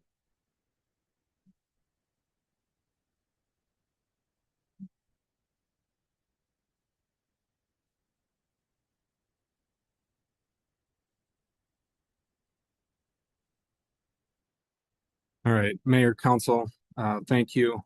The recommendation from staff is to adopt resolutions related to operating budgets, the final property tax levy, and the capital improvement plan. There was a public hearing component held at the Truth and Taxation meeting on December 2nd, 2025. The memo outlines a number of things. I'm going to just briefly outline this. So there's the general fund budget. There are public utility budgets, debt service fund budgets, special revenue, economic development authority, and then I get into outlining the property tax levy and the capital improvement plan. I'm going to move to the resolution that's being presented for adopting the operating budget. So section 1 is the general fund revenues and expenditures for 2026. Moving down to page 2, there are public utility funds for 2026. This includes the water utility, the sanitary sewer, stormwater utility. As a point of clarification from a question at the Truth and Taxation meeting, there are no property tax sources that help pay for the operating of the public utility funds. Section 3 outlines debt funds for 2026. There are property tax and special assessment sources of revenue, and debt service principal and interest is the expenditures. Section 4 outlines 3 special revenue funds in the form of tax increment district. The sole revenue source are those tax increments, and the expenditures are economic development in nature. Section 5 is the Economic Development Authority for 2026. The revenue source being lease payments from the city for station facility. The city is sourcing that from the property tax levy, remitting that to the EDA, which then in turn pays the debt service. And the expenditures for the EDA in 2026 include interest and fiscal agent fees on that debt service. So the first resolution is entirely related to the budget. There were supporting summary documents included within the packet. I do like to handle each of these resolutions with individual requests or motions, can answer any questions related to the budget resolution.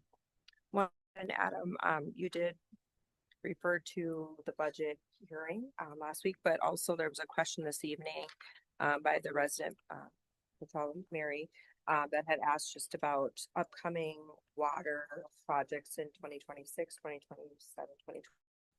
Yeah, Mayor, Council, I can review those briefly within the capital improvement plan that's included in the budget actions tonight as well. Perfect. Thank you. I just wanted to address that. All right. Council questions?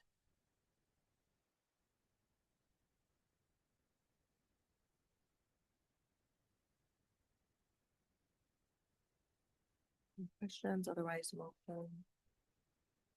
Corey? Madam Mayor, I'd like to make a motion to adopt resolution 2565 adopting the 2026 annual operating budgets. Second. Motion by Corey, seconded by Tina. Is there any discussion? All those in favor signify by saying aye. Aye. All those same sign. Aye. Motion passes 4-1. Corey? Thank you, Madam Mayor. I'd like to make a motion to adopt resolution 2025-66, setting a final property tax levy for taxes payable in 2026. Second. Motion by Corey, seconded by Michelle. Is there any discussion? Madam Mayor, Yes. I am.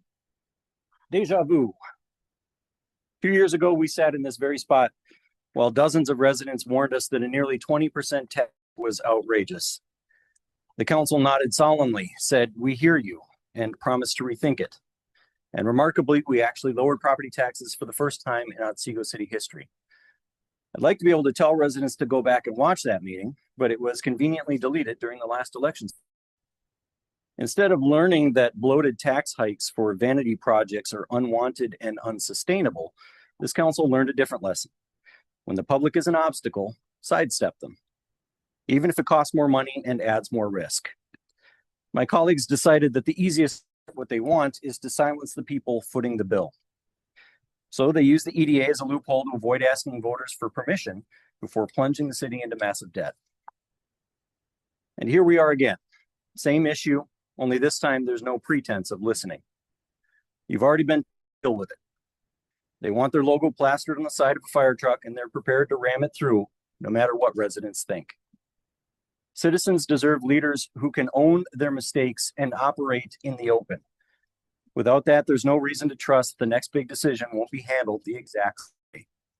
Behind closed doors with public cutout until the bill comes due. At some point, this pattern has to stop.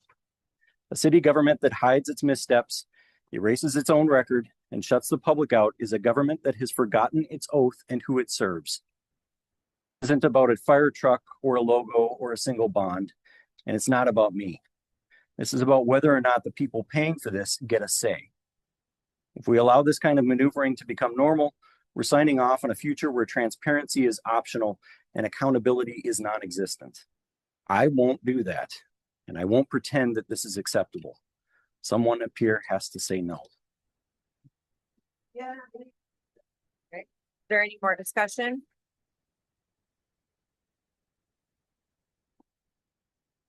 Is there any more discussion? All those in favor signify by saying aye. Aye. All those opposed, same sign. Aye. Motion passes 4-1. Corey? Mayor, I'd like to make a motion to adopt resolution 2025-60, adopting the 2026 to 2035 capital improvement plan. Second. Motion by Corey, seconded by Tina. Is there any discussion? All those in favor signify by saying aye. Aye. All those same sign. Aye. Motion passes 4-2. And Adam, can you comment for the resident? Yeah, Mayor, to address a comment during open forum, the capital improvement plan is all inclusive of many different funds of the city. So on this and in the packet this evening, the verbiage in blue there, so Fund 201, the city has numerous funds in excess of 20, somewhere short of 30 individual business entities under the city's umbrella. So the 201 pavement fund is its own designated fund that accounts for revenues and expenditures solely for the purpose of paying for pavement management. Trail management, park development fees is something that was discussed during the fee schedule. So this is park in lieu of land dedication to the city. So any of these projects coming out of Fund 203 are generally supported by development fees. Parks capital equipment, this is a property tax supported fund. Fund 206 is supported property taxes and accounts for replacement and additions to the city's vehicle and equipment fleet. Fund 214 is a mix of federal aid dollars, state aid dollars, and local resource dollars through prior properties over the past decade or more. Capital Improvement Revolving Fund is the city's reserve fund. It does not have an ongoing revenue source per se. It's kind of a catch-all. So there are certain projects that are funded here as well, primarily county and state aid highway improvements to the road system, as there are local shares with those projects. Building and property maintenance is funded through property tax dollars.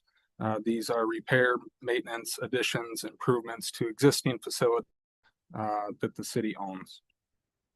Fire capital revolving is for future accumulation of resources to pay for future replacement in additions to operating the fire department.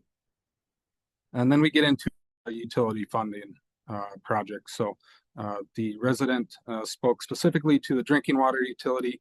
As you can see, over the next couple of years, there are significant investments being made by the city council into not only drinking water treatment improvements, but capacity. These projects are very expensive. They span multiple years. There was an agreement on the consent agenda tonight awarding a CMAR contract to a vendor who will be assisting the city with one of these projects. Financing sources include issuance of debt, grant dollars, whether that's through federal sources, which the city has secured, $4.9 million for two of the projects identified within this drinking water fund, and also in excess of $4 million of state grants through the PFA SRF programs. Sanitary sewer, again, funded through a combination of debt issuance, user charges, new development fees, and then stormwater, much less significant compared to its utility peers. So these grant totals on the bottom are all of those different projects, all of those different funding sources combined. Not all of these, as you can see in the specific case of drinking water utility, a significant number of these projects are not funded through property tax dollars, but some of them certainly. So I hope that answers the question from open forum. And thank you, Mayor. So. And also, if it's on the capital improvement plan, it does not, it's laying out what our plan is, but it doesn't mean that they are just automatically going to happen. All of these items come back through council to make decisions on them. Right. Okay. All right, moving on to 5.1E. Ryan, you had pulled that down. Yes, Madam Mayor.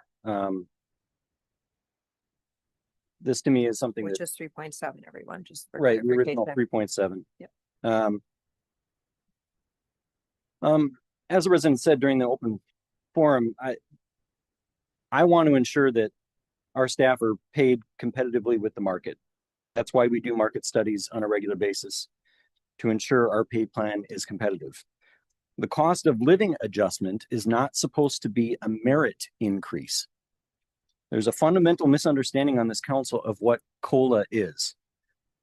It's right in an offset to the cost of living to compensate for the effects of inflation. Staff already get a raise every year automatically of 4% as part of their step increase. COLA is there to ensure that the automatic raise is not eaten by inflation. That's it. Federal COLA is at 2.8% this year, not 4%. We shouldn't be pulling numbers out of a hat randomly to make ourselves feel better. This decision should be based on the data alone. I'll make a comment on that. We talked during budget time about the step plan. We were all shown that. We also have a lot of employees that are at the top of their steps, and you were given that information too, correct, Ryan? Madam Mayor, that is correct. Okay. And that all happens in the private market. Right. Nope. I'm just making sure that we're all on the same page with that. So, okay. Any other comments in regards to item 5.1? Corey? Madam Mayor, I think if my memory serves me right, at a budget meeting recently, we discussed and compared to other cities and about, what their COLA costs were. And I'm a person who values our employees. And I think to suggest 2.8 is a slap in the face. So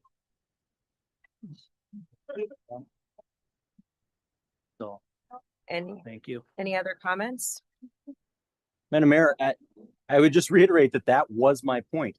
COLA is not there as a raise. We should not be doing that to make ourselves feel better. All right. Are there any other comments? We have this item.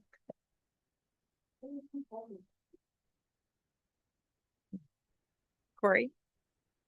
Madam Mayor, I'd like to make a motion to approve the proposed 2026 pay plans to be effective beginning January 1st, 2027. Motion by Corey, seconded by Michelle. Is there any discussion?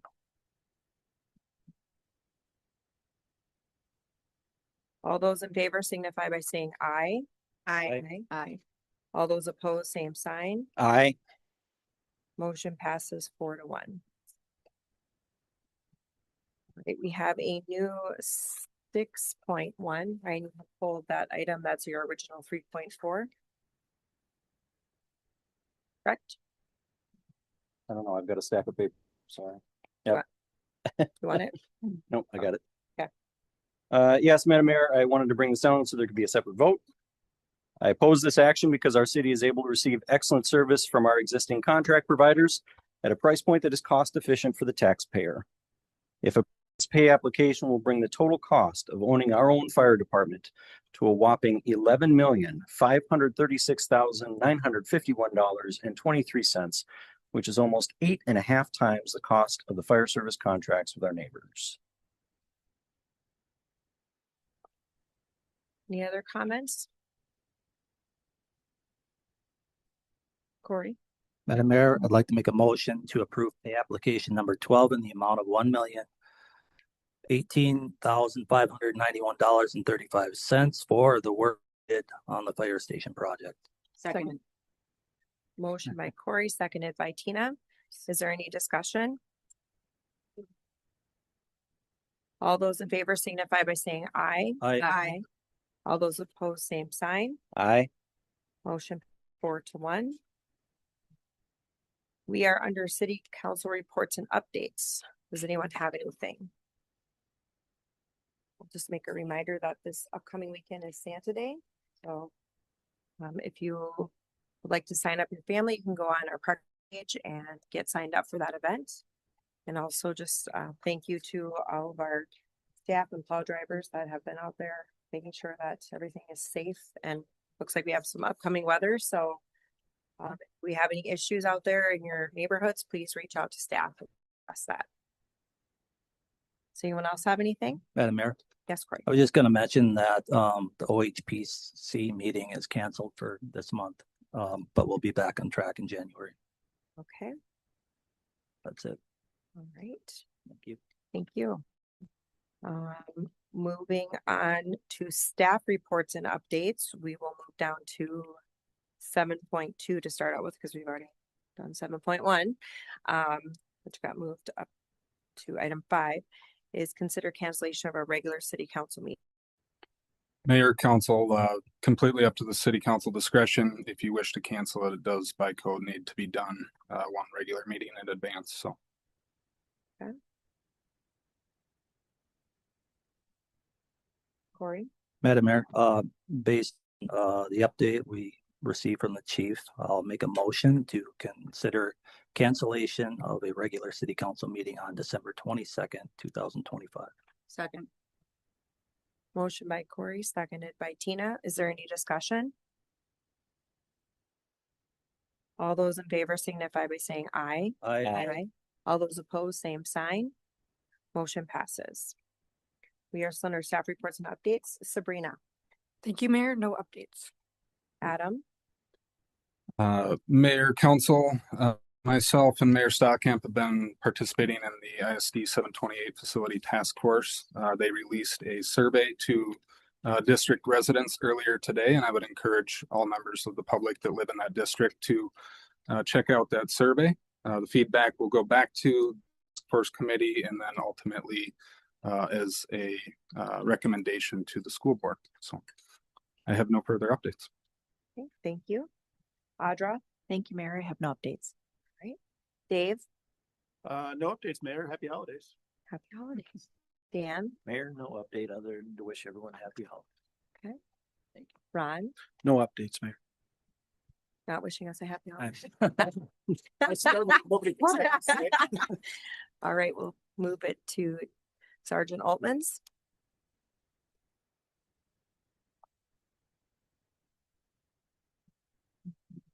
Recognize the roads aren't going to get any better in the next 24 hours, so I will be respectful of everybody's time. First thing, parking situation across the county, obviously or across the city mainly, with the amount of snow that we've had here at the beginning of the winter season. Not great as far as the parking situation. Just we've had way more cars than we would typically do, to the point I assigned a specific deputy to kind of go out and start trouble vehicles or areas to try to notify residents to get the cars off the road. Again, I really dislike doing any sort of citations or anything more beyond that. The city staff the agreement that I've had with them is the same thing, that we don't have to cite anybody. Obviously the last thing we want to tow somebody's car. So we go through literally when I tell the deputies, like every possible avenue that we can do before we have to tow a vehicle. It would have to be a pretty severe obstruction if we have to deal with that. Obviously tow bills are ridiculous, so I don't want to do that to do that to anybody. We've had messages to having deputies using phone numbers that we have in-house or public records to get a hold of somebody. We got to go knock on a door if the snowplow can't get through and it's 2 o'clock in the morning. We're going to pound on the door, and usually the resident is happy that the car isn't in an impound lot versus just having to get woken up. So working on that. Like I said, we've had some deputies that are really good about if I send them addresses, whether it's from the city or various other calls that they go out and handle those things. So the other piece, again, just real quick, is the holiday season, I guess, for the deputies is a completely different thing. I know I've had discussion with, and I've had discussion with council members about it. The Wednesday before Thanksgiving to January 1st is a very busy time of year for us. A lot of calls, a lot of emotionally charged calls. So it is busy for us. Typically January 2nd hits, and it just call volume will drop for the kind of the winter depression months where it's just cold and yeah, everything gets nice and calm. But for the next couple of weeks here, it's very busy, a lot of intense calls, a lot of emotionally charged calls. So we will be out doing that. So I'll go be quick and I'll be done unless you have any questions. Anyone have anything? All right. Thank you. Thank you. Thank you. All right, if no one else has anything, then a motion to adjourn. So moved. Second. Motion by Tina, seconded by Corey. Is there any discussion? Those in favor signify by saying aye. Aye. All those opposed, same sign. The meeting is ended. Thank you all for attending and happy holidays.